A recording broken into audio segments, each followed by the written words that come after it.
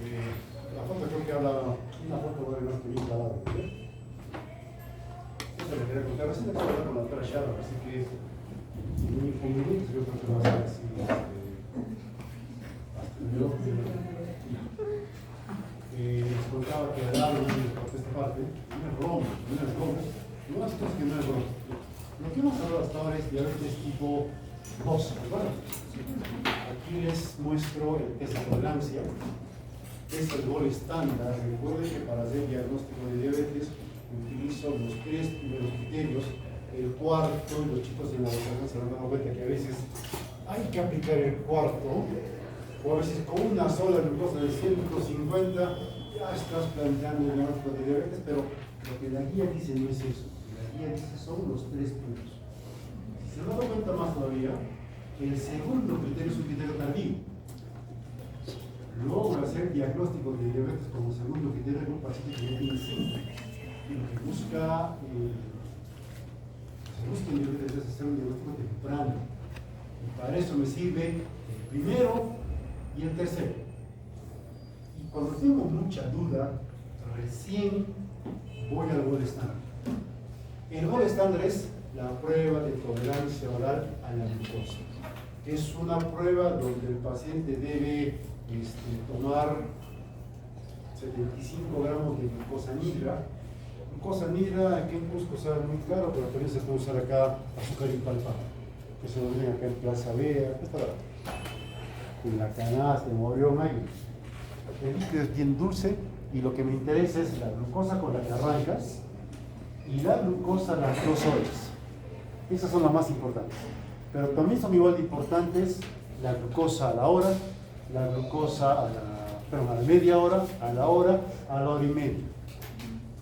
Son importantes. Está empezando a haber un consenso para hacer el diagnóstico de diabetes con las glucosas del medio. ¿Con cuánto hago el diagnóstico de diabetes? ¿Recuerdan?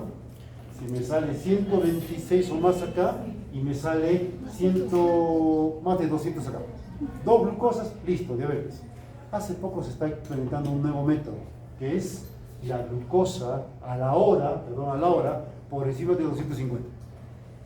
Si tienes una glucosa a la hora por encima de 250, junto con una glucosa de ayunas que sale por encima de 126, ya, diabetes.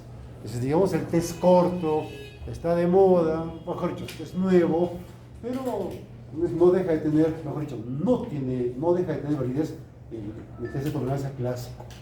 Hay un criterio más, si quieren. El test de tolerancia, que es una prueba bien engorrosa, donde el paciente está sentado en el laboratorio, tomando un líquido azucarado y permitiendo que le pinchen 5 veces, a veces 6, a veces 7, para hacer esta curva. Hacemos una prueba de ese tipo y imagínense lo que demora, ¿no? Te pinchan en ayunas, luego a preparar tu jugo dulce, y luego te lo tomas, luego pasa media hora, segunda muestra, tercera muestra, cuarta muestra. Es lactosa la prueba. Se reserva para aquellos casos en los cuales no tengo certeza del diagnóstico, especialmente para esos casos. O a veces se puede, a un paciente que llega con una glucosa de, ejemplo, para un paciente que llega, doctor, quiero saber si tengo diabetes. ¿Polidipsia? No. ¿Polifagia? No. Hazte un test de tolerancia. ¿Está bien o no? ¿Por qué no? ¿Por qué no? ¿Qué cosa va a gastar el paciente? ¿Tiempo y dinero? ¿Me invalida la prueba? No. ¿Es práctico? No. De repente hay una mejor opción. Pues no confundan un método que esté contraindicado, eso es otra cosa, con un método que sea más engorroso, pero pueda ser útil, con otro método que es más simple, pero que de repente no me da glucosas intermedias. Por lo tanto, me da solamente un diagnóstico de diabetes, prediabetes, no diabetes y nada más. El test de tolerancia me puede dar diagnóstico de diabetes incipiente, me puede dar diagnóstico de riesgo de diabetes, más información. ¿Hasta estamos de acuerdo? ¿Ya? Este test de tolerancia solo se aplica a pacientes ambulatorios, no a pacientes hospitalizados, porque el paciente hospitalizado por el estrés de la hospitalización me va a arrojar resultados falsos positivos. Este test se aplica solo a pacientes ambulatorios. En pacientes hospitalizados, como les contaba la vez pasada, en el diagnóstico lo hago con una hemoglobina glicosilada de 8 o más. Recuerden, cuando tengo dudas, si el paciente viene con 300 de azúcar en la hospitalización o 400 de azúcar, ¿puede ser por estrés? Sí, puede ser por estrés. Claro que puede ser por estrés. Y la pregunta será, ¿este pata me ha hecho 400? ¿Ahora que está hospitalizado o antes? Y ahí viene la anamnesis. ¿Usted tenía polidipsia, poliuria? Claro, no van a preguntar así, ¿no? ¿Tiene poliuria? Sí, así se llama mi perro. ¿Orina mucho? ¿En la noche se levanta a hacer pichi? Sí, muchas veces. Sí. ¿Hace cuánto? 15 días antes de la hospitalización. Ah, ¿qué cosa es? Diabetes, ¿cierto? Ahí no hay dudas. ¿Por qué no hay dudas? Porque es un caso severo, avanzado. Cuando son casos incipientes es cuando viene la duda. Y cuando viene la duda, aplicas el test de tolerancia. Si es que está indicado. ¿Qué más? Vamos a avanzar ahora, y con esto quería empezar la clase de hoy, los tipos de diabetes. ¿Ya? Hay básicamente 4 tipos de diabetes.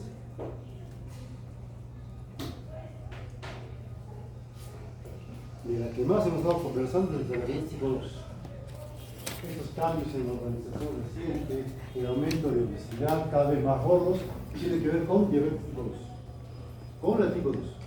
Pero hay otros tipos de diabetes y son más o menos sencillos de diferenciar uno de otro. La diferencia, por si acaso, en el test de tolerancia, que les acabo de mostrar, los criterios diagnósticos se aplican para cualquier tipo de diabetes, excepto diabetes gestacional. La diabetes gestacional tiene otra forma de diagnóstico. Eso ustedes lo van a contar en el seminario que vamos a hacer al final de este. ¿Sí se explica cómo es el seminario, no? No. Será motivo para explicar. Al final de todas las clases, ustedes van a hacer un seminario. A mí me gusta hacer la clase yo, que quiero hacer la clase. Pero hay una que va a hacer el seminario. Una. Ese seminario se llama diabetes gestacional. Y lo que siempre pasa es que sale un grupo, expone, es el único que estudia, los demás no estudian y piensan que el que sale a exponer es el castigado. No, conmigo no es así. Van a todos, de acuerdo a grupos de rotación, van a... Hola, café. Hola, café. ¿Quién tiene el segundo gusto de verte el café acá atrás? Deberías tenerlo. Te pondré un punto más. A ver.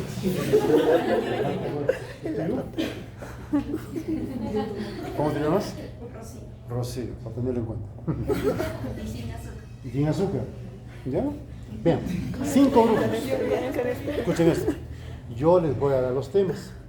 5 grupos. Todos los grupos presentan el trabajo. Todos los grupos. Me lo mandan al correo, me mandan las diapositivas. Y lo que vamos a hacer el día del seminario es sorteo. Sorteo. Un grupo va a ser el que va a salir sorteado y expone, su nota es de lo que expone.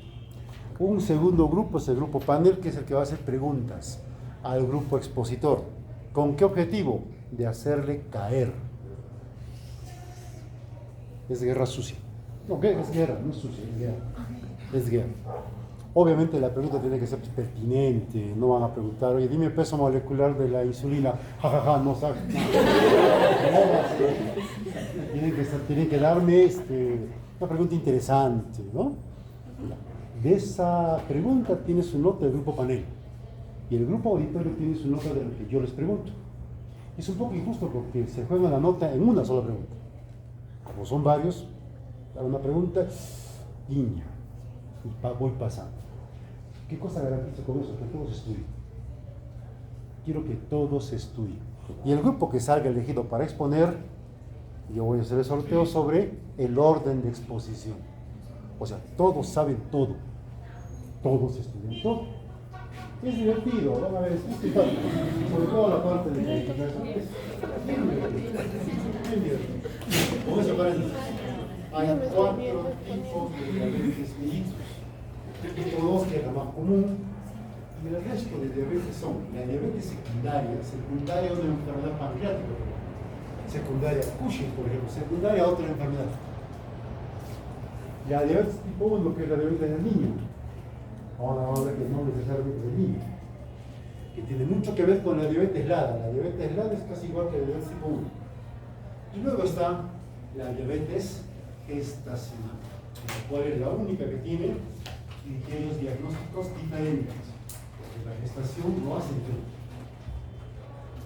Uno puede pensar, y este gráfico, chicos, vean lo relativo que es. Uno puede pensar que diabetes tipo 1 y tipo 2 es fácil de hacer la diferencia. A veces no es fácil. A veces no es fácil. Ojo, los dos tienen los mismos tipos de complicaciones. Los dos tienen los mismos tipos de terapia. O terapias parecidas. En dieta, al menos en insulina, tiene la misma terapia. Pero tienen ciertas diferencias en el pronóstico, porque una de esas diabetes te agarra más joven. Y una de esas diabetes encima se puede complicar más justamente porque te agarra más joven. Tienen, disculpa, que tienen terapias similares. En realidad no. La diabetes tipo 1 tiene una terapia que se basa en insulina y la diabetes tipo 2 tiene una amplia variedad de otras alternativas. Entonces es importante muchas veces diferenciar una de otra. En esto vamos a explicar los siguientes 3 minutos. Vean, la diabetes tipo 2, que es la que hemos estudiado, es una diabetes que habitualmente ocurre en personas más grandecitas que la diabetes tipo 1, que tiende a aparecer en niños púberes, principalmente 14, 15 años, por eso un poquito antes, 8 años, 9 años. ¿Dónde hay resistencia a la insulina? En la 2. En la 1, ¿qué cosa hay? Ausencia de insulina o insulinopenia. Esa es la diferencia grande entre los dos. Entonces, la resistencia de la insulina para que se presente requiere tiempo. Eso hace que la diabetes tipo 2 aparezcan en personas más grandes, mayores, más viejos. Mientras más viejo eres, más riesgo tienes de ser diabetes tipo 2. Por lo tanto, viene un chico de 14 años con glucosa alta. ¿Qué será? ¿Tipo 1 o tipo 2? De repente es tipo 2. Ahí viene lo relativo de la edad. Porque como les contaba en la clase anterior, mucha gente por esto de comer mucho, de hacer poca actividad física, tiene diabetes tipo 2 a tempranas edades. Esta lámina es todavía del año de hace 20 años. Punto de corte 60 años. Ese punto de corte ha ido bajando. Actualmente sale de 30 años. Tenemos aquí en Cusco chicos con 18 años, 15 años, 14 años, 8 años con diabetes tipo 2. Vean que la edad es relativa. 2. El diabético tipo 1 no tiene insulina, ¿correcto? Él rápidamente hace síntomas jodidos. ¿Qué síntomas jodidos? Polipsia, poliuria, rápido. El diabético tipo 2 no. Recuerdan que la resistencia a la insulina tiene un tiempo. Eso hace que la clínica aparezca poco a poco. Pero también recuerdan que los diabéticos tipo 2, muchos de ellos no le hacen caso a los síntomas. ¿Tienes algo? No, no tengo. Nadie tiene 200 de azúcar. Y cuando hacen cetoacidosis recién nos damos cuenta que era diabetes. Entonces, un paciente con diabetes tipo 2 puede debutar con síntomas floridos. Sí es posible. En otras palabras, si la clínica es gradual, debe ser diabetes tipo 2. Si la clínica es agresiva, también puede ser diabetes tipo 2, también puede ser diabetes tipo 1. ¿Queda claro? Véanlo. En el diabético tipo 1, ya lo van a ver más tarde, estos pacientes, si no hacen terapia, hacen cetoacidosis diabética. Y el diabético tipo 2, por definición, por teoría, me hace más estado hiperosmolar. Después van a ver por qué. Les voy a adelantar. En la cetoacidosis diabética, para que haya, requiero 0 de insulina. 0. En cambio, en el estado hiperosmolar, basta que tenga un poco de insulina. Un poco de insulina suficiente para bloquear lipólisis. Si no hay lipólisis, no hay cuerpos cetónicos. Entonces no voy a tener cetoacidosis. Lo que voy a tener es un estado hiperosmolar. ¿Ya? ¿Se entiende por qué entonces el diabético tipo 1 va a ser ceto y este va a ser estado hiperosmolar? ¿Se entiende? Sin embargo, en casi todos los hospitales de Latinoamérica, de 100 pacientes que hacen cetoacidosis, 99 son diabetes tipo 2. ¿Por qué? ¿Por qué? ¿Se dan cuenta que es contradictorio? Esta gráfica, para alguno que de repente lo sabe, Esto lo he sacado de esta publicación que tiene el MIR, no sé si conocen qué es el MIR. Este examen de resiliencia en España. Ahí lo he sacado. En Europa, en Norteamérica, antes la diabetes tipo 1 como que era más prevalente, pero la obesidad avanza y ya tienen a la diabetes tipo 2 mucho más prevalente que la tipo 1. Entonces, esa diferencia ya es relativa también. Al mismo tiempo, entiendan lo que quiero decirles. Si yo tengo 100 pacientes con diabetes tipo 1 y lo comparo con 100 pacientes con diabetes tipo 2, ¿dónde habrá más cetocidosis? En el tipo 1. En el tipo 1. Lo que nos pasa es que acá tenemos 100 pacientes con diabetes, 99 que son tipo 2. Entonces, por prevalencia, un diabético tipo 2 me va a hacer esto. Es raro que ocurra, pero hay tanto diabético tipo 2 que esa rareza se convierte en rutina. Más tarde me voy a explicar por qué. Esto sí es quizás lo más importante, el peso. Un diabético tipo 2 tiende a tener obesidad previa o sobrepeso previo. Eso sí, eso sí. El diabético tipo 1 no te hace sobrepeso previo. No tendría por qué hacerte sobrepeso previo. No tendría por qué. Pero, recuerden que si no tengo insulina, voy a bajar de peso. ¿Ya? Pregunta. Si yo tengo obesidad, ustedes saben que la diabetes tipo 1 es autoinmune. ¿Saben eso? ¿Cierto? El hecho de que yo esté obeso es una protección para que yo haga un cuadro autoinmune. No. Pues puedo tener antecedente de obesidad y hacer diabetes tipo 1 y rápido voy a bajar. ¿Es posible eso? Complicaciones. A ver si entendieron lo que hemos hablado hasta ahora, esto van a entender. Si no se han dado cuenta, acá nomás les puedo dar como 10 preguntas de un examen. Complicaciones crónicas. Cuando ustedes escuchan complicaciones crónicas, ¿a qué se les viene a la cabeza? Retinopatía, nefropatía, neuropatía. Esas tres. ¿No? Principalmente, esas tres. Son complicaciones, como dice su nombre, crónicas. ¿Qué significa crónico? Que requiere mucho tiempo para su génesis. Ya. Si yo tengo diabetes tipo 2 y me hacen diagnóstico con 150, con 180, ¿podré tener complicaciones crónicas al diagnóstico? Claro que sí. He pasado tanto tiempo con la enfermedad sin que sea muy sintomática y puedo tener neuropatía al diagnóstico. Claro que sí. En cambio, en el diabético tipo 1 es tan brusco el inicio de síntomas. En 4 meses me hace polidipsia, poliuria, ¿tendrá neuropatía? No. Ahí se entendió. Pero siempre quiero que vean lo relativo. No estoy diciendo que el diabético tipo 2 siempre tiene complicaciones crónicas al diagnóstico. Lo que estoy diciendo es que el diabético tipo 1 nunca tiene complicaciones crónicas al diagnóstico. No es lo mismo. ¿Es posible entonces que un diabético tipo 2 no tenga complicaciones crónicas al diagnóstico? Por supuesto, es lo más común. No se me confunde. ¿Ya? No se confunde. Ya, terapia de inicio entre los dos. Acá es insulina. Acá será dieta, ejercicios y pastillas. Hasta acá no hay creo que ninguna duda, ¿verdad? ¿Un diabético tipo 2 podrá requerir insulina de arranque? Es posible. Es posible. Vean que esto es también un poco relativo. Pregunta. Tengo un paciente con glucosas altas y le empiezo metformina. Y con la metformina de 300 de glucosa que tenía, en el control me hace 130. ¿Es 2 o es 1? ¿Es 2 o es 1? La metformina no sirve en diabetes tipo 1. Debe ser 2. ¿Entendieron? A ver, tengo un paciente con glucosa alta. Le doy metformina, está con 300 de azúcar.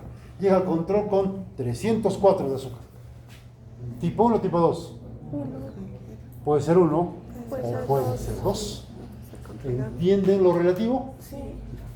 Pero en otras palabras, si con la terapia por vía oral el paciente responde, debe ser diabetes tipo 2. Si no responde, Uno o dos. Uno o dos. Igual va con la dieta. El péptido C antes lo usábamos bastante para hacer diagnóstico de diabetes tipo 1, hasta que se empezó a dosar un poco más la insulina. Ahora se han dado cuenta que hay muchos laboratorios que ya dosan insulina, es más fácil dosarla y tengo información de primera mano. Pero cuando se usaba péptido C, si el péptido C me salía muy bajo, ¿qué me indicaba? Poca reserva insulínica. Debe ser diabetes tipo 1. Y si tiene mucha insulina, será diabetes tipo 2. ¿Recuerdan que un diabético tipo 2 al final de la evolución puede tener célula beta dañada? Sí. ¿Cuánto tendrá de péptido C? Bajo. ¿Me servirá? Relativo, ¿no es cierto? Dense cuenta que casi todo es relativo. La anatomía patológica no les voy a hablar, porque para hacer diagnóstico de diabetes nadie hace biopsia de páncreas. Pero si fuera diabetes tipo 2, hay amiloide. Y si es tipo 1, va a haber inflamación del parénquima. Si es que a alguien se le ocurre,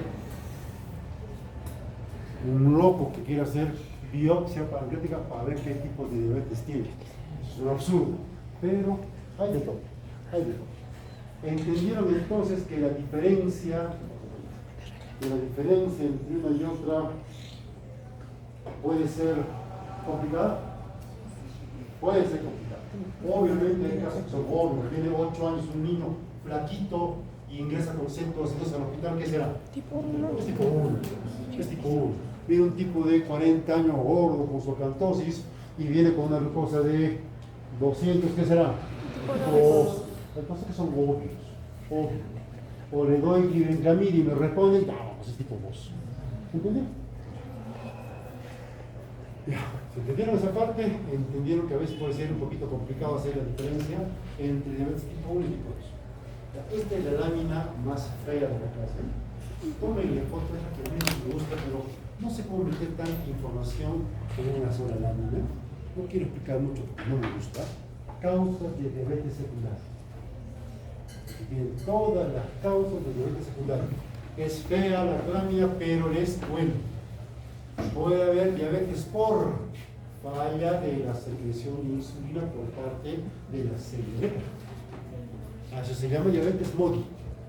Son diabetes donde hay alteraciones cromosómicas de tal forma que la célula beta está intacta, pero es perezosa para sacar insulina. Perezosa. ¿Ya? Y aparece esta diabetes MODY. MODY significa diabetes del adulto de inicio en la juventud. Parece un diabetes de tipo 2, pero joven. ¿Qué tan joven? 4 años, 30 años. Esto es el único tipo de diabetes secundaria que se trata con sulfonilureas, con glibenclamida, con glibenclamida. El único. Y es un tipo de diabetes que tiene mucha genética. Yo tengo diabetes tipo MODY y mi hijo tiene, mi hermano tiene, mi papá tiene, mi abuelo tiene, todos tienen. El MODY.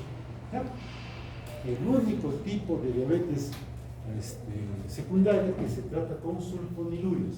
¿Se podrá tratar con insulina?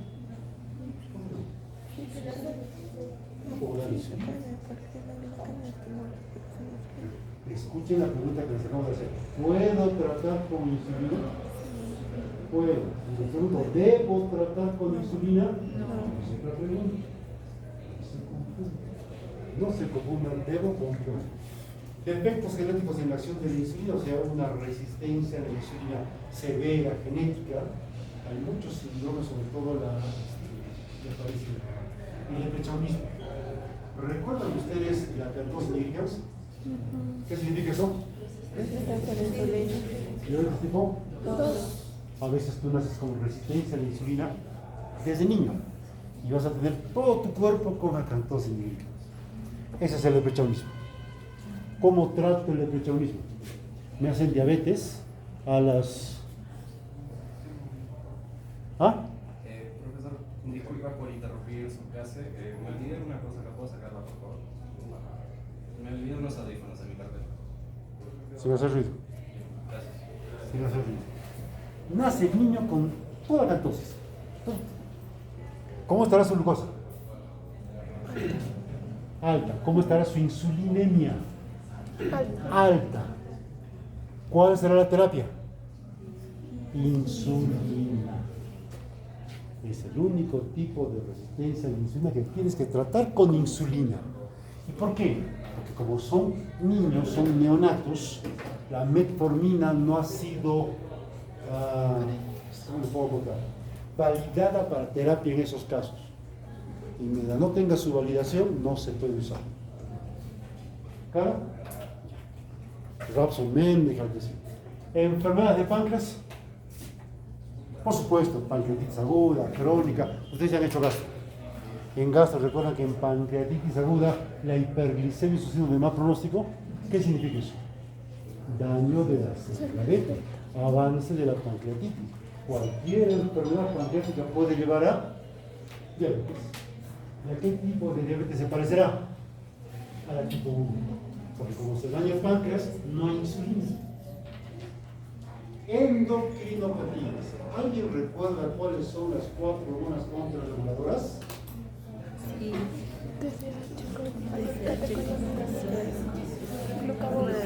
A la cabeza, glucagón, cortisol, catecolaminas, hormonas de crecimiento. Son hormonas hiperglicemiantes.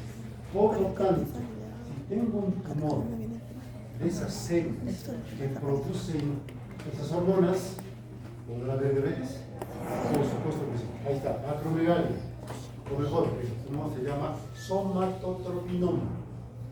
2. Síndrome de Cushing, glucagonoma, feocromocitoma y otros tumores más que aparecen en la primera línea, los más importantes. Cuando aparece diabetes en ese tipo de pacientes, se comporta casi como un paciente con diabetes tipo 1. La terapia será entonces insulina. Insulina. Vean que hasta hipertiroidismo. Es raro, pero conozco. Inducido por drogas, ¿cuál es la principal droga que puede inducir hiperglicemia? Corticoides. Y de los corticoides, ¿cuál es el más usado en el Cusco? En el Perú. En el Cuscoyor no usan. Bueno, sí se usa prednisona. Eso lo venden hasta acá en Mollón. Dexametasona. Lo venden sin receta médica. Y la gente que le duele la espalda, no sé qué cosa le duele, se consume un antiinflamatorio que calma el dolor. Otros pacientes con Cushing medicamentoso por dexametasona con cosas altas. ¿Cómo se trata esos casos? A ver. Sentido común. Se suspende la medicación. Y la diabetes se va. O podría no irse, depende también de la célula beta. Ustedes entenderán que si usa dexametasona, ¿qué pasará con mi glucosa? Si lo usa por mucho tiempo en cierto tipo de pacientes, ¿qué pasará con la glucosa? Se va a elevar. ¿Qué significa que la glucosa se eleve? Que el páncreas no jala. El páncreas no jala, no puede. ¿No entiende cuando no jala? No puede.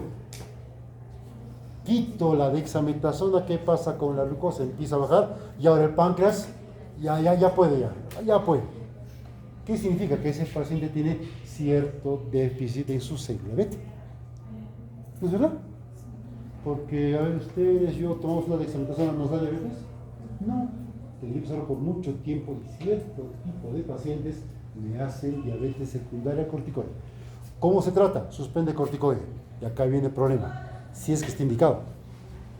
Porque si yo estoy usando corticoides por indicación médica, porque tengo pénfigo, porque tengo artritis reumatoide, porque tengo lupus, quito la prednisona, mi glucosa se normaliza, el lupus se activa. Y hago neurolupus. Y me convulsionas. Hay que tener a su hija convulsionado, pero con glucosa normales. ¿Absurdo? Absurdo. ¿Cómo trato entonces? Le doy la prednisona porque el lupus es una enfermedad peligrosa, o la artritis, o el pénfigo, qué sé yo, y le voy dando insulina porque esa célula beta no jala más. ¿Simple? Sí. Otra causa de diabetes secundaria. Infecciones, las TORCH, rubeola, síntomas de agudismo. Es frecuente, felizmente. Estos síndromes poco raros, síndrome de estigma, síndrome rígido, eso de mucho. Y acá vienen otros síndromes genéticos más o menos comunes. El Klinefelter, el Down, son enfermedades donde hay más riesgo de hacer diabetes por falla de la célula beta. Pero, acá viene un pero. Ustedes conocen seguramente a muchos chicos con Down. no les digan cretinos, no les digan mongolitos, es el bien peyorativo. El chico que tiene, va. O chicas con Turner, o chicos con Klinefelter. Ya. ¿Ellos podrán tener obesidad? Sí. Claro, mi hijo tiene Down, lo engrillo, le doy comida porque quiero a mi hijo y se vuelve gordito y luego pum, me hace diabetes. Es diabetes secundaria por el Down. ¿Será secundaria por el Down o será secundaria el exceso de caída de los papás? ¿Se dan cuenta ahora que a veces puede ser complicado hacer el diagnóstico de diabetes secundaria? Si fuera diabetes por el propio Down, le doy metformina o glibenclamida, ¿responderá o no responderá? No. No va a responder. Si es por la sobrealimentación, ¿responderá o no responderá? Sí. O sea, a veces la terapia me da el diagnóstico. Ya. Cuando se caen otras enfermedades, conozcanlas, si uno de Prader-Willi, el Down es von Bieder, son enfermedades, son enfermedades donde existe, por problemas genéticos, una hiperfagia que lleva a una obesidad. O sea, casi como que sería una diabetes tipo 2, donde la hiperfagia es genética. Este gráfico creo que ya lo he visto. Esta es la diabetes grave. Antes de ver la diabetes grave, quiero mostrar la diabetes tipo 1. Este es el tipo 1. Vean esa masa de célula beta. ¿Qué pasa en la diabetes tipo 1? Las células beta puede, o mejor dicho, el sistema inmune puede verse invadido por ciertos antígenos que lamentablemente se parecen a los propios antígenos que tiene la célula beta. Entonces, el sistema inmune responde pensando que son extraños y manda anticuerpos a destruir a ese, escuchen bien lo que les voy a decir, a ese puñado de células, son unas cuantas que nos hacen la vida tan cómoda. Un puñado de células podemos comer como están comiendo o no comer y son cosas estables. Qué linda la célula. Pero, y son poquitas. Si tiene un ataque autoinmune, ¿qué pasa? Las destruye y rápido haces insulinopenia, ¿correcto? La insulina poco a poco va cayendo y rápido haces polidipsia política. Causa autoinmune. Por eso, para el diagnóstico de diabetes tipo 1, ahora se usan anticuerpos. Voy a usar anticuerpos. Anticuerpo anti-insulina, anticuerpo anti-islote, anticuerpo antiácido glucosilíco del ácido glutámico, etc. Anticuerpos. Varios anticuerpos. Antigato es uno de los más usados. Anti-islote, anti-insulina, etc. Anticuerpos. El ataque rápido es fulminante. Y rápidamente el paciente está hiperglicémico. Pero también tiene la diabetes grave, que es un tipo de diabetes autoinmune tipo 1, por lo tanto, que va con insulinopenia, pero hay un pero. Es un ataque, atacas y luego te retiras. Atacas, te retiras. Atacas y cae tu masa de célula beta. Pero luego el ataque calma, que la célula beta se recupera, pero ya no como al inicio. Y luego el ataque regresa y se recupera, pero ya no, cada vez se recupera menos. Hasta que llega un punto donde la cantidad de célula beta ya es insuficiente para mantener glicemia y ya hago el diagnóstico. ¿Qué edad tengo? 40, 50 años. Diabetes tipo 2. Pregunto, ¿tienen cada vez poca y poca insulina? Sí. ¿Serán obesos? No. Por supuesto. Esa es la diabetes grave. Algunos llaman a esta diabetes 1,5. Tiene de la 1, tiene un poco de la 2 por la edad. Ya chicos. Anticuerpos que se utilizan para el diagnóstico de diabetes tipo 1 bipolada. Ahí tienen el anticuerpo anticarboxilasa de base glutámico, el antiGAT, anticuerpo anti-islote, anticuerpo anti-insulina, hay varios. ¿Qué más usamos el primero? A veces ya no es necesario usar el primero, pero sepan que la diabetes tipo 1 es autoinmune. Y la diabetes por pancreatitis es una diabetes por insulina secundaria enfermedad pancreática. No es lo mismo, pero tienen la misma terapia. Sigamos. Pues vamos a hablar un poquito más de cerca. Bueno, pues ya les he contado la diabetes tipo 2. La resistencia a la insulina que está detrás. Recuerden este concepto claro. Cuando una hormona se encuentra resistida, aumenta su concentración. Entonces la resistencia a la insulina, ¿cómo se manifiesta? Por hiperinsulinemia. ¿Cuánto es lo normal de insulina en ayunas? 17, 20, por ahí hasta 24 máximo. Y 2 horas después de comer, no más de 70, 80. Hace poco vi un paciente con 500 de insulina en postprandial y se tiene tremenda resistencia a la insulina. Ojo, la resistencia a la insulina antes de que haya diabetes va con glucosa normal, por supuesto. No hago diagnóstico de diabetes con insulina, yo hago diagnóstico de diabetes con glucosa. ¿Qué cosa? ¿Para qué me sirve entonces la insulina? Para hacer diagnóstico de resistencia a la insulina. Para eso lo digo. Una forma más exacta de hacer diagnóstico de resistencia a la insulina es pedir esta prueba, HOMA, que es una relación entre la insulina y la glucosa, insulina en el numerador, glucosa en el denominador en milimoles. No hay un consenso todavía para este score. Si se dan cuenta, si tengo mucha insulina, ¿qué pasará con una glucosa normal? El HOMA va a ser mayor, ¿correcto? Me diagnostica resistencia a la insulina. 3.1 usan la mayoría, otros usan 2.7, hay discrepancia. Yo les pregunto, si aparece glucosa alta, ¿qué pasa con esa relación? ¿Sube o baja? Baja. Entonces yo puedo hacer diagnóstico, porque va a subir el denominador, entonces la relación puede bajar. Yo puedo decir, no tengo resistencia a la insulina porque mi HOMA salió en 1.5. ¿Qué significa eso? Estoy usando el HOMA mal. El HOMA se usa en normoglicemia. Y hace diabetes, si no ve resistencia, llegaste tarde, ya te atrasaron. El concepto ya empezó. Algo así. Después les voy a hablar sobre el déficit relativo de insulina. ¿Se puede notar el cursor sobre la pantalla? ¿Sí? No sabe mucho, ¿no? Esto que he puesto y la tierra. ¿Acá preguntas? ¿Preguntas? ¿Queda claro?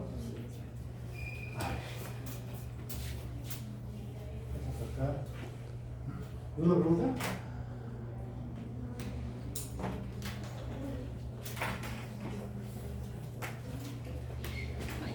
Edison, ¿quién es Edison? Yo. Ah, Dana, Valeria, Dana, Rubí, Viviana, niña de Guzmán, Vivi, Cristel, José Marcelo, Alberto, Ariana, Isabel,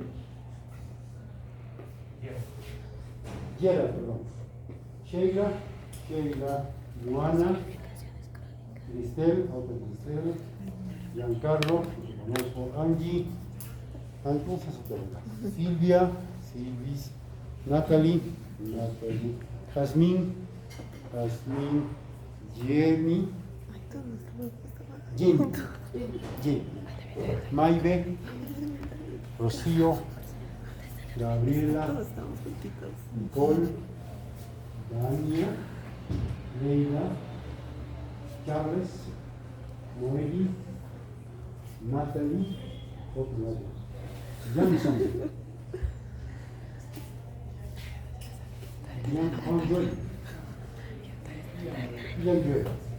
Fernando, José Fernando, Marcelo. ¿Y tu nombre? ¿Cómo tenemos tu nombre? Ah, ya te enseñé, ¿no? Bueno, ya que no hay preguntas, vamos a hablar sobre crisis hiperglicémica. A ver, cuando digo crisis hiperglicémica, ese es el nombre técnico, el nombre médico. Cuando digo coma diabético, es lo que al paciente le digo para que me entienda. El término coma diabético en literatura médica no existe. Pero para que el paciente me entienda, dice coma diabético y sí, yo entiendo. Vamos a hablar de coma diabético, crisis hiperglicémica. Y para eso, tengo una lámina que es bien interesante. Atentas a esto. ¿La insulina es una hormona anabólica, sí o no? Sí. ¿Es anabólica con las proteínas? Sí. ¿Con las grasas? Sí. ¿Con los carbohidratos? Sí. Pero no al mismo nivel. No al mismo nivel. Es anabólica, pero no al mismo nivel. Vean la lámina que es importante. Número 1. La cantidad, vean la flecha azul es la cantidad de insulina. ¿Ya? La línea roja es la cantidad de insulina en un diabético tipo 2. Viene la explicación, entiéndanla por favor. La cantidad de insulina que necesito para tener un efecto anabólico con los carbohidratos es 40 x. La cantidad de insulina que necesito para tener un efecto anabólico con las proteínas es un poquito menos, 35 x. Pero la cantidad de insulina que necesito para que haya lipogénesis, para que no haya lipólisis, es pequeña. Es mucho más pequeña. En otras palabras, ¿para cuál de los tres, la proteólisis, la glucólisis o la lipólisis, cuál de los tres es más fácil proteger con la insulina? La lipólisis, porque requiere una pequeña cantidad. ¿Queda claro? Un diabético tipo 1 tiene insulina, no tiene. Entonces está expuesto a la y va a ser lipólisis. Acá la palabra clave es lipólisis. ¿Y qué pasa con un diabético tipo 2? El diabético tipo 2 tiene insulina insuficiente para hacer proteogénesis, para bloquear lipólisis, pero suficiente para bloquear. Creo que me confundí. Claro. En un diabético tipo 2, esta línea, tengo suficiente cantidad de insulina para que no haya proteólisis, para que haya proteogénesis, ¿sí? Pero insuficiente para, o mejor dicho, suficiente para que no haya lipólisis. Vean nuevo. Cuando tengo insuficiente cantidad de insulina para mantener las proteínas en anabólico, y va a haber catabolia. Pero tengo suficiente para que no haya lipólisis. Ahí se entiende. Esto explica por qué el diabético tipo 2 no debería hacer lipólisis. ¿Usted se entiende? Esto va de la mano con lo que dice el libro. ¿Qué dice el libro? Que el diabético tipo 2 no hace cetoacidosis. Eso es patrimonio del diabético tipo 1, porque la cetoacidosis es deficiencia absoluta de insulina. De hecho, cetoacidosis significa ¿la diabetes es una enfermedad desnutritiva? Sí. La cetoacidosis es un extremo de la desnutrición. Es un extremo. Con ese concepto, yo quiero que vean ustedes estos son los componentes de la cetoacidosis. Vamos a hablar un poquito más de ceto, más del estado hipermodal. Esos son los componentes de la cuerpos cetónicos. Acidosis, el cuerpo cetónico lleva acidosis metabólica. E hiperglicemia, hay hiperglicemia. Los tres componentes. Y acá hay un componente más que no está en la glicemia. Es un componente que siempre tienen que ustedes tenerlo en mente, si no, no pasa nada. El principal componente es clínico y se llama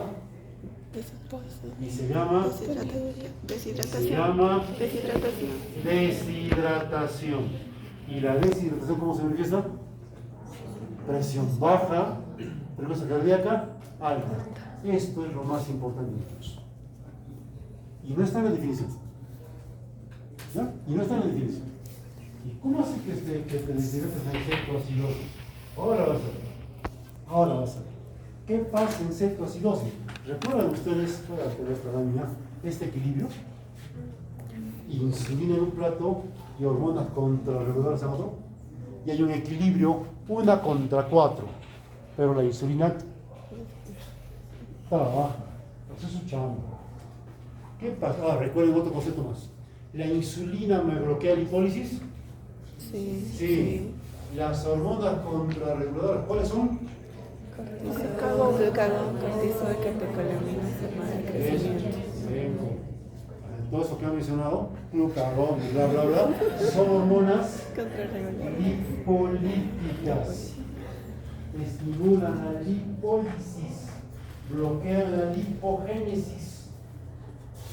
¿Pueden producir esas hormonas anticuerpos, cuerpos cetónicos? Sí. Por supuesto. ¿Pero quién las bloquea? Insulina. ¿Recuerdan que yo les contaba que la cetoacidosis debe ser más del diabético tipo 1? Y el libro dice que debe ser el estadio hipernormal más en el diabético tipo 2. Se debe a esto.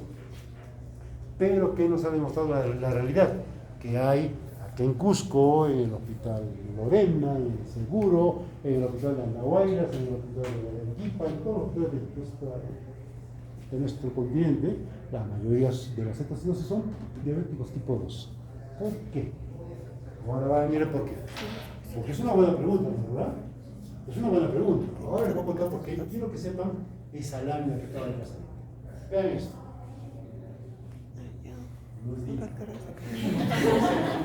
Años, tiene diabetes hace 5, tiene con tos, fiebre, desatura, neumonía por COVID, estamos hablando de hace 5 años, neumonía por COVID. Y esta señora me hace cetoacidosis.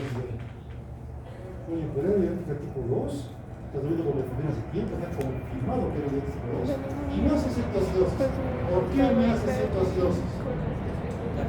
La neumonía. ¿Por qué me hace cetoacidosis? Porque con el COVID ha tenido un aumento de hormonas contrarreguladoras severo en la época de la pandemia. Y pongo ejemplo de la pandemia, porque es un ejemplo muy tangible. Ustedes estaban en el colegio todavía, ¿no es cierto? En la pandemia. Estaba en el colegio. Yo estaba en el hospital. El miedo que teníamos, y la tristeza que había gente morir en la puerta de emergencia, sentados en una silla, con las manos casi azules, no podían respirar. Y poco papá estaba de sueño, papá se murió. Y los llantos y los gritos de la gente que se moría, era una cosa muy triste, muy triste, fea. Llegaban así. Todos llegaban con la neumonía del COVID, con el riesgo, con el miedo a morir, el miedo a morir. La enfermedad misma hacía que sus hormonas contrarreguladoras aumenten. En una persona que tenía ya diabetes, o sea, ya había daño de la célula beta, ¿qué pasaba con ese equilibrio? Se rompía y aparecía la hipólisis. Simple. Y ahora no hay pandemia, pero todavía hay neumonías, ¿no? Fracturas de cadera, apendicitis, DCVs, infartos, infecciones urinarias, pielonefritis, etcétera. Cualquier enfermedad intercurrente va a hacer que las hormonas contrarreguladoras aumenten. Y entonces este equilibrio se rompe a favor de las hormonas contrarreguladoras. Si todavía hay un poquitín de insulina, ya no va a haber cetoacidosis, va a haber diabetes descompensado. Pero va a haber un grupo de pacientes que no van a aguantar ese desequilibrio y se va a desequilibrar más todavía y aparece lipólisis predominante. ¿Qué aparece entonces? Cetoacidosis. ¿No? Esa es una de las explicaciones. Otra explicación, ustedes me dirán, voy a contar esto, ¿ya? Sin embargo, hay mucha gente que me hace cetoacidosis sin ninguna interferencia, no hace neumonía ni nada, simplemente son diabéticos que dejan su enfermedad a su libre albedrío y la cetoacidosis aparece. ¿Qué ocurre en esos casos? ¿Hay aumento de hormonas contrarreguladoras?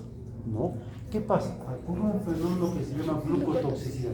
Está la glucosa alta tanto tiempo y la glucosa alta ¿estimula o no estimula la célula beta? Sí. La debe estimular. Pero si está alta, ¿qué significa? Que no hay una buena respuesta de la célula beta. Entonces es una célula beta dañada porque no bota suficiente cantidad de insulina y al mismo tiempo hiperestimulada por la glucosa alta. Si eso dura mucho tiempo, y me refiero a años, ¿qué pasa con esa célula beta que tiene todavía capacidad secretora? Como que se cansa, no jala, se cansa, se duerme, no puedo más. Hay capacidad, pero como que la célula beta se cansa. ¿Cómo es eso que se cansa? No sé explicarlo, pero eso es lo que pasa. Se cansa. Y no bota insulina. Y aparece cetoacidosis porque el equilibrio se rompió. En el caso de la glucotoxicidad, porque no hay insulina. Es como un diabético tipo 1. Pero que aparece esta glucotoxicidad mucho tiempo después. Cuando hay una concomitancia, es porque habrá aumento de hormonas contrarreguladoras. En cualquiera de los dos casos, ¿cómo se rompe el equilibrio? ¿Aumenta las contrarreguladoras o cae la insulina? Los dos. En diabético tipo 2, los dos. En diabetes tipo 1, falla la insulina. Hasta ahí se entendió. Ahora vamos a ver una lámina. Esto es muy simple. Perdón, muchachos. Esta es la fisiopatología, quiero que la entiendan. Y luego va a haber otra lámina más. ¿Qué pasa en el estado hiperosmolar no cetósico? Si ustedes escuchan el estado hiperosmolar, ¿qué significa? ¿Hay o no hay insulina? Hay. Tiene que haber. Hay. Suficiente para que no haya lipólisis.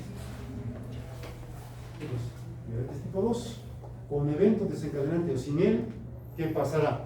Cae la insulina, aumenta la hormona contrarreguladora, pero todavía mantengo capacidad de hipogénesis, se disminuye la captación tisular de glucosa. ¿Qué pasa con la glucosa en sangre? Se acumula hiperglicemia. ¿Y la glucosa no interviene en la osmolaridad? Sí. Ahí está la fórmula de la osmolaridad. Esa es la fórmula. Si aumenta la glucosa, ¿aumentará la osmolaridad? Sí. ¿Y qué pasa con este paciente con glucosa alta? No sé si lo tengo acá. No sé si lo tengo acá. A ver, para que me puedan entender. Ven todo lo que hago para que me entiendan. A ver si ahora me ¿El sodio puede bajar? hay una lámina aquí. ¿El sodio puede haber afectado? A ver, ¿qué es esto?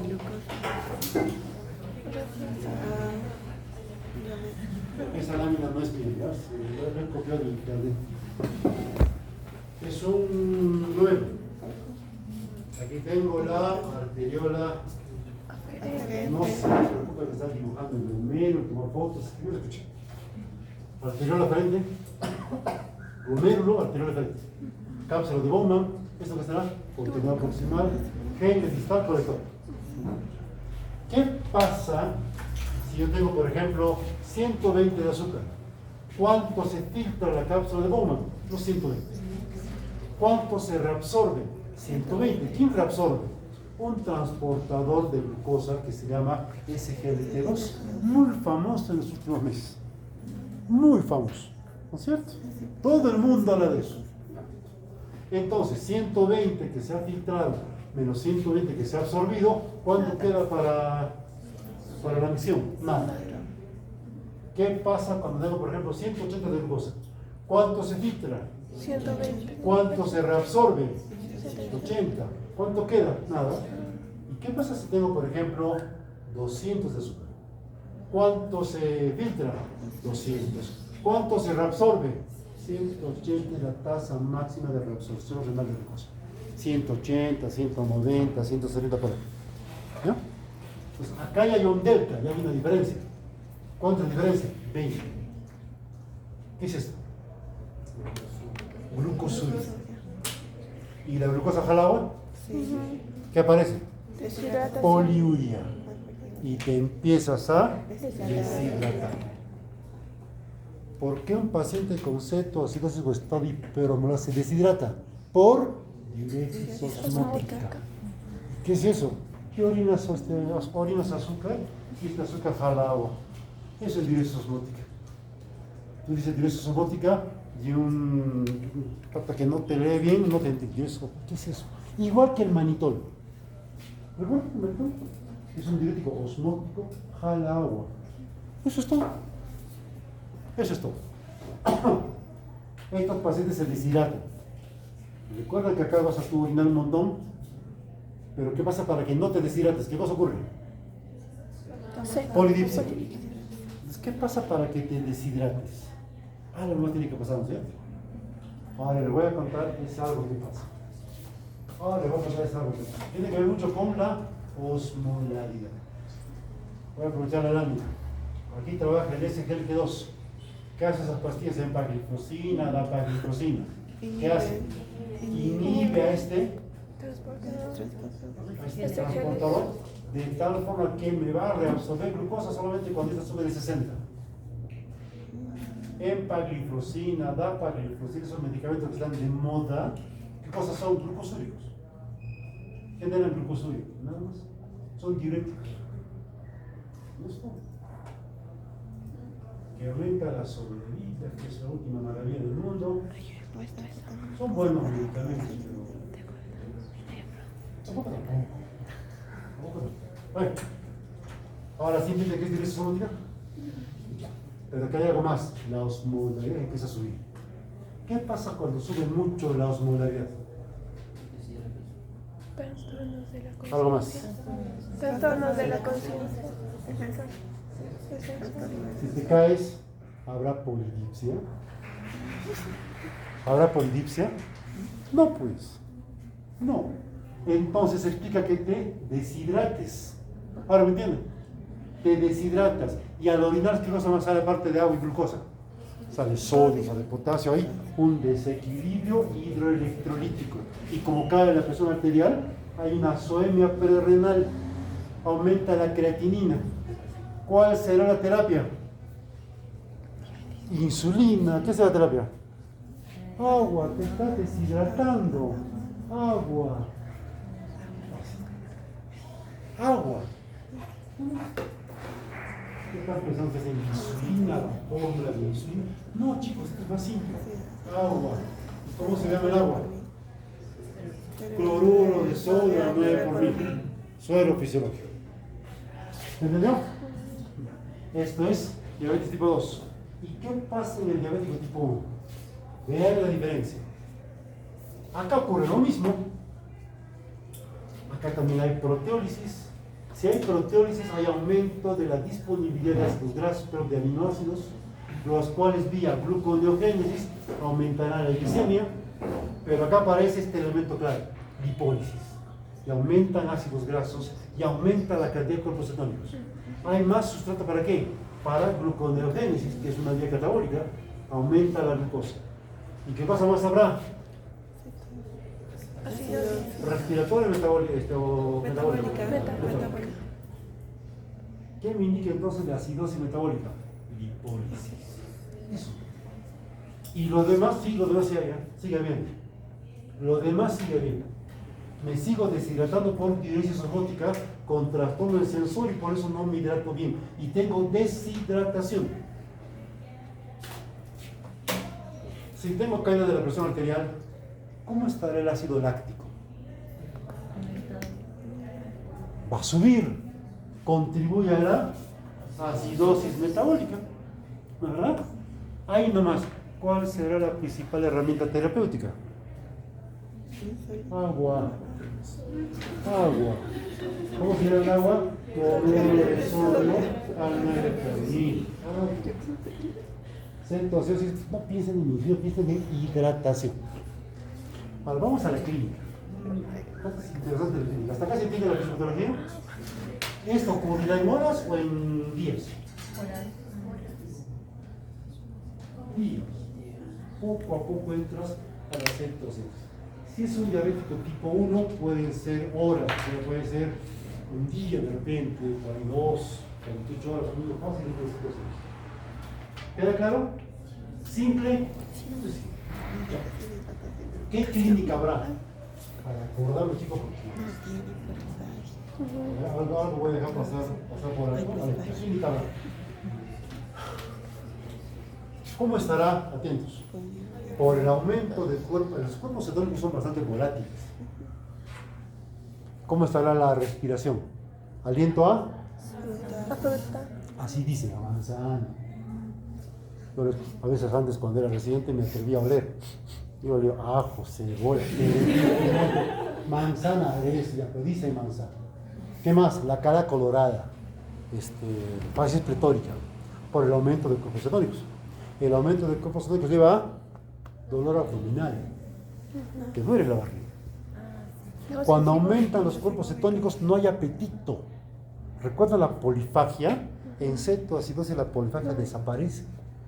De hecho, cuando viene un paciente a la consulta, una primera pregunta cuando tiene 300 de azúcar es, no si orinas o no orinas. ¿Tienes hambre? Dice, sí tengo hambre. Entonces no está haciendo cetosis. Me dice, tengo hambre, no tengo hambre. Me está haciendo cetosis. ¿Qué cosa requeriría de terapia? Agua. Aparte.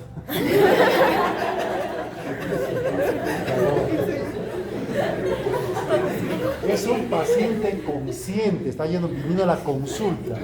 ¿Creen ustedes que él va a decir, yo no voy a tomar agua aunque tenga sed, porque el doctor no me ha dicho?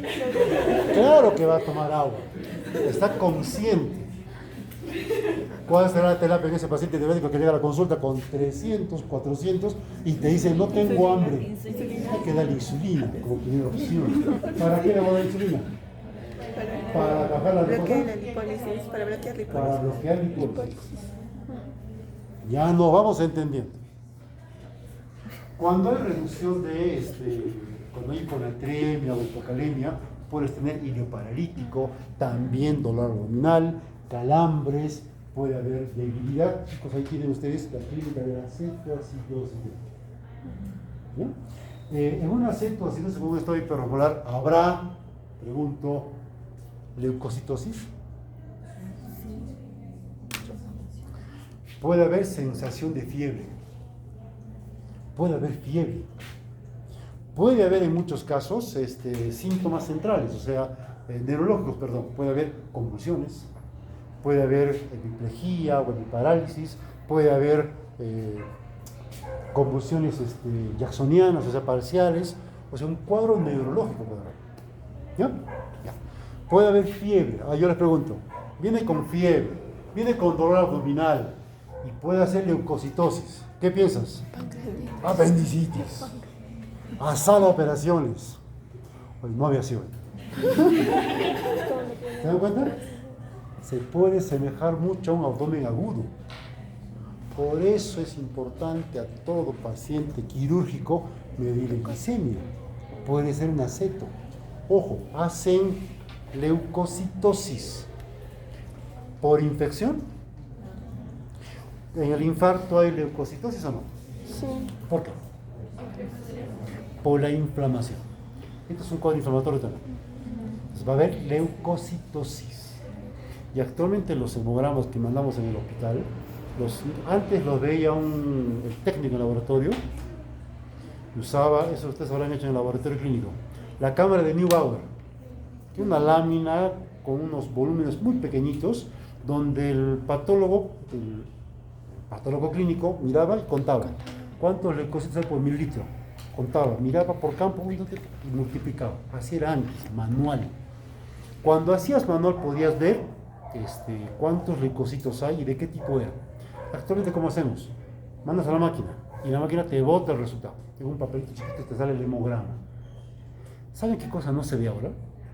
En los hemogramas, incluso en pacientes con infecciones, ves la leucocitosis, pero hay un dato que no se ve, que es la cantidad de blastos, los juveniles, la desviación izquierda, cuando hay los abastonados, cuando hay infección, salen glóbulos blancos juveniles, blastos, abastonados. Y si esa cantidad de abastonados es más del 10% del volumen de la cantidad total de glóbulos blancos, ¿qué dices? Infección. Infección. Leucocitosis con desviación izquierda, infección. Pero como ahora las máquinas solo me mandan leucocitosis, no me dicen cuántos abastonados hay, yo tengo en el hemograma leucocitosis y tengo derecho, si puedes, a pensar en infección. ¿Me puede llevar a confusión? Sí. Muchas veces, ¿qué pedimos? Hemograma, por favor, leucograma manual. Que saquen, que desempolven su camarita de Neubauer y que cuenten con su relojito. Sí, pues a veces necesitamos eso, para ver si la leucocitosis es por infección o es por inflamación. Habitualmente es por inflamación. ¿Claro? Listo. A ver. ¿Ya han entendido hasta acá?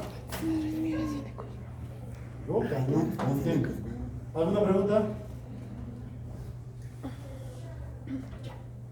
Entonces, si viene un paciente con poliuria, con lipsia, no tiene apetito, presión baja, tiene su neumonía encima, y uno con una glucosa más o menos alta, ¿tengo para sospechar cetoacidosis? ¿Cómo confirmo? Haga electrolitos. Y aquí tienen ustedes los criterios diagnósticos de cetoacidosis diabética y de estado hiperosmolar en la parte derecha.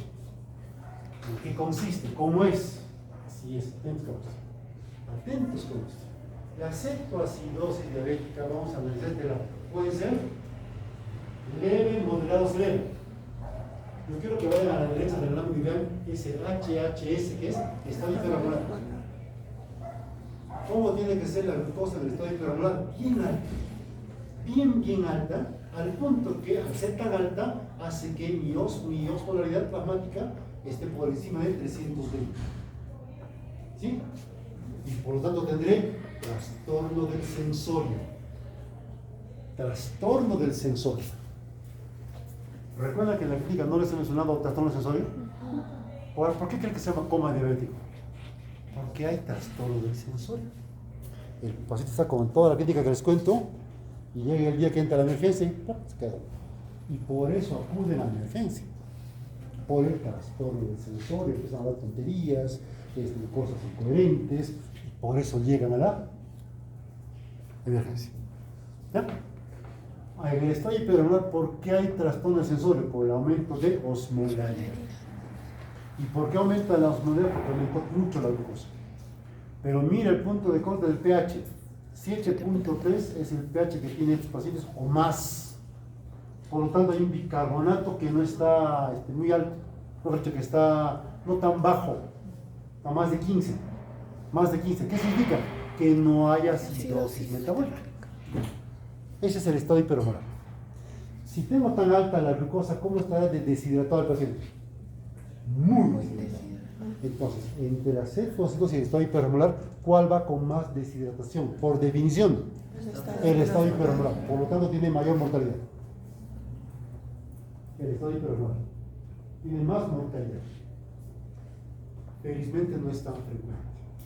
Vean lo demás, tiene un pH que se encuentra por encima de 7.3, tiene un bicarbonato que está por encima de 15, está mala la signo, tal vez, pero por encima de 15, no hay cuerpos cetónicos, hay un aumento severo de la molaridad plasmática, y el anion gap, ¿saben qué es la brecha aniónica? ¿No es cierto? Acá la brecha aniónica es pequeña, no hay, porque no hay aumento de ácido. Y voy a estar en estupor como por el trastorno de la osmolaridad. Y estoy bien deshidratado, presión baja, taquicardia. La cetoacidosis, ahora sí vean las otras tres, va diferente. En la cetoacidosis leve, quiero que vean primero el pH. ¿Cómo se encuentra el pH? Por debajo de 7.3. Saltas a 7.31, saliste de la ceto, así de la comida. ¿Ya? 7.3 o menos, cetoacidosis leve.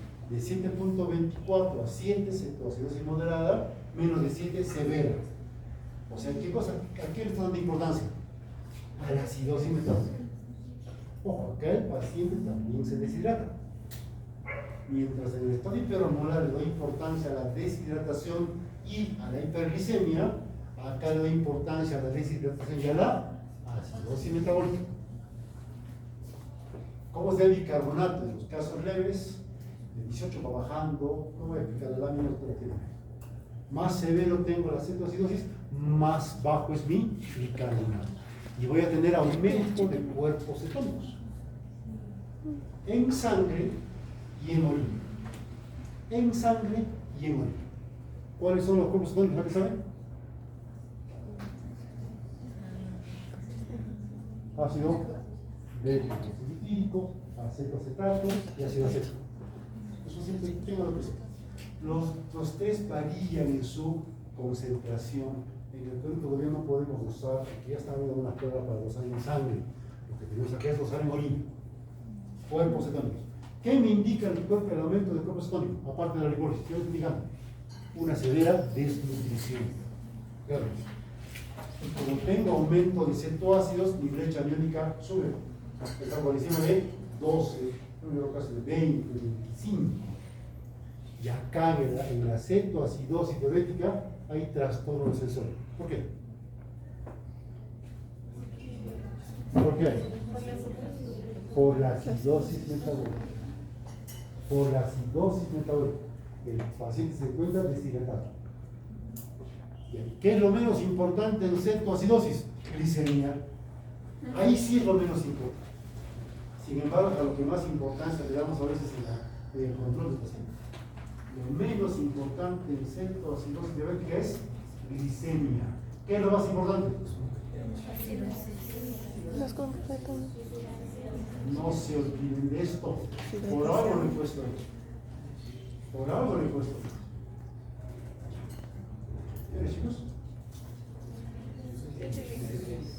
¿Preguntas hasta acá? ¿Se entiende? Un poquito, cositas un poquito más específicas. Hay formas de poder medir, corregir el sodio, corregir la glicemia, fórmulas. Les voy a dar a ustedes lo más importante. Lo más importante es lo que acaban de ver. Falta insulina o aumenta algunas contrarreguladoras, aumenta la catabolia y aumenta la glicemia. Y si aumenta mucho, está hiperosmolar, con una gran deshidratación. ¿Qué es lo más importante ahí? Y el aumento de la glicemia. En cambio, en cetoacidosis lo que no tengo es insulina para que me bloquee la lipólisis. Por lo tanto, la lipólisis tiene carta libre. Se produce aumento de cuerpos cetónicos, acidosis metabólica. Pero también hay hiperglicemia, pero sobre todo también hay deshidratación. El trastorno del sensor en la cetoacidosis es por la acidosis metabólica. Y en el estado hiperosmolar por la hiperosmolaridad. En la cetoacidosis, de hecho, vean que el trastorno del sensorio depende del pH. Cuando el pH no está tan bajo, el paciente puede estar despierto. Conforme va aumentando la acidosis metabólica, el sensorio va a ser cada vez peor. De hecho, hay pacientes que llegan a la emergencia conversando, saben que están mal y hasta te encargan a sus hijos. Todos lo están viviendo. Hijito, por favor. Tóxico. Y tú lo despiertas, se despierta. Sí, cierto, sí. Así como ustedes en clase, igualito. Se duele. ¿Saben qué es coma, no es cierto? Coma es Glasgow. Glasgow 3. Le puedes pellizcar hasta el pecho, o le pellizcas el pezón, eso duele un montón, o la uña. No sienten nada, hasta eso podría. Pero ojo, eso es en casos severos. No voy a esperar. Pues está despierto, no es cierto porque está despierto. No sé si viene algo más. Acá voy a. Me olvidaba, es una cosita que para no olvidar. Cuando tengo pH bajo y tengo un poco bicarbonato, clínicamente, ¿cómo se traduce? Puedo empezar a respirar, hacer una respiración taquipneica, casi de Kussmaul. ¿Saben cómo es Kussmaul, no?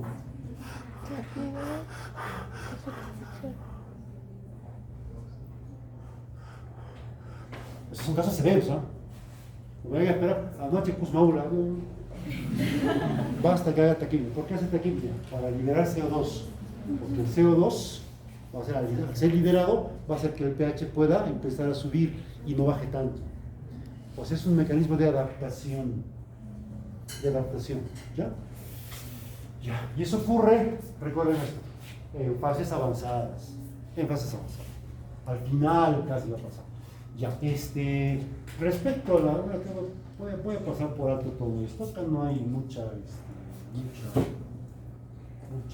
dato interesante.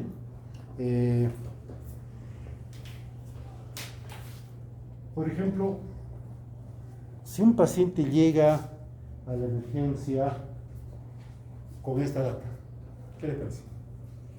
6.9 de pH, ahí nomás, es cetoacidosis severa o moderada. Severa. Mira la cantidad de bicarbonato. ¿Cuánto? Una clave, para que ustedes puedan, para que no se olviden. Acá la clave es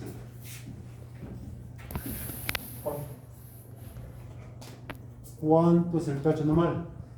7.4. 4 para arriba, 4 para abajo.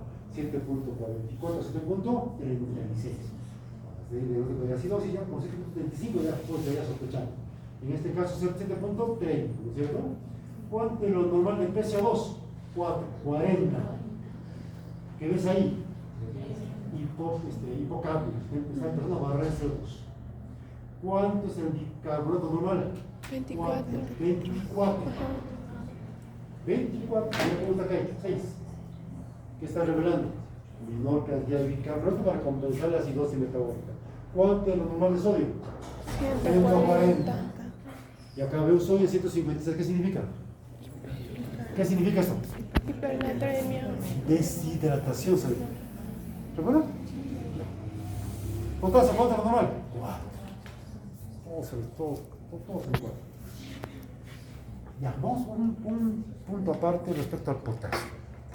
¿El potasio es intra o extracelular? Intracelular. La hipercalemia es peligrosa, pero la hipocalemia es peligrosa. Te mueres. La hipercalemia también. 3. ¿Qué hace la insulina con el potasio? Mete potasio. La mete dentro de la célula. ¿Qué pasa entonces si hay poca insulina? Hipercalemia. El potasio sale de la célula y entra a la sangre. Y el paciente en este caso con poliuria, ¿qué pasa con ese potasio? Se pierde en la orina. Sin importar cuánto esté la calemia, todo paciente con cetoacidosis tiene potasio corporal total bajo. ¿Qué es potasio corporal total? La suma del potasio intracelular y del extracelular. ¿Cuál podemos medir? El extracelular. Entonces, no importa cuánto esté el potasio. Yo digo 24, está normal. Ese paciente, por el solo hecho de tener un estado, una crisis hiperglicémica, tiene potasio corporal total siempre. Siempre, no importa cómo esté la calemia. Por lo tanto, en la terapia habrá que darle potasio, sí o no. De todas maneras. De todas maneras, salvo ciertas excepciones que más tarde les voy a comprar. Hasta ahí se entiende. Y viene como una glucosa así, 450. ¿Sí? Diagnóstico. Diagnóstico, coro. Cetoacidosis. Sí. Sodio 156. Por 2, ¿cuánto es? 312. 12. Glucosa de 450. 450 entre 18, ¿cuánto sale? ¿Ah? 450 entre 18. Esa que vuestras calculadoras. Perdón, vuestros celulares. El iPhone, ¿qué dice? 25. 25. ¿Cuánto sale? 337. ¿No es hipermolar? ¿No es hipermolar? Sí. Es hipermolar. ¿Diagnóstico? El diagnóstico de estado hipermolar y cetoacidosis no son excluyentes. Pueden coexistir los dos. Y si se dan cuenta, acá yo no tengo glucosa más allá de 600. Es que lo que me está llevando a la hiperosmolaridad es el aumento de la Sodio. energía. Lo importante que es entonces medir sodio y potasio. Si tengo potasio en sangre 2, ¿qué te dice? José Fernando, ¿qué te dice? No, ¿quién eres tú? ¿Tú cómo te llamas? Pues sí, para esto, se ve